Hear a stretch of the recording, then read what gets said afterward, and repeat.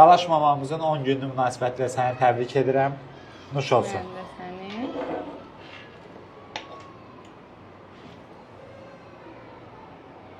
Çox sağ ol. Həmişə belə səndə. Otu görüm.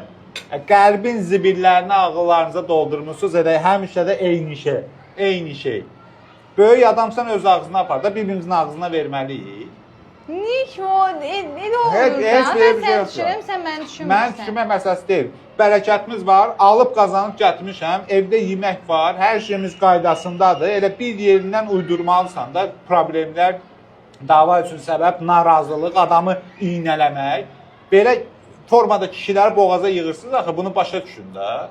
Rahat nəfəs almaq olmuyor. Bu harada yazıb qayda qanun? Qəlbin zibilləridir bu. Abala, evdə bərəkət var, evdə çörək var, evdə gözəl əmin-amanlıq var, sağlıq var, uşaq sağlamdır, özümüz sağlamıq, Allahın bu gündən min şükür.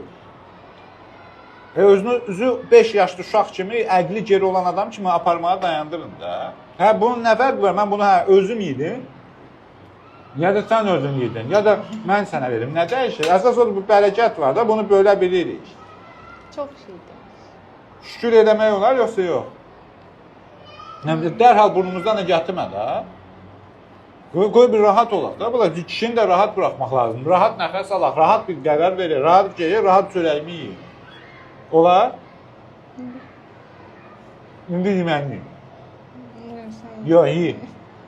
Gülümsə, xoşbəxt olduğumu xatırla, bədbəxtlik üçün səbəb olmadığını xatırla, götür, 5 yaş uşaq deyilsən, götür, yiy. Ağzında çiynə, dadına bax, dadını hiss elə. Düzdür? Qaydasındadır hər şey.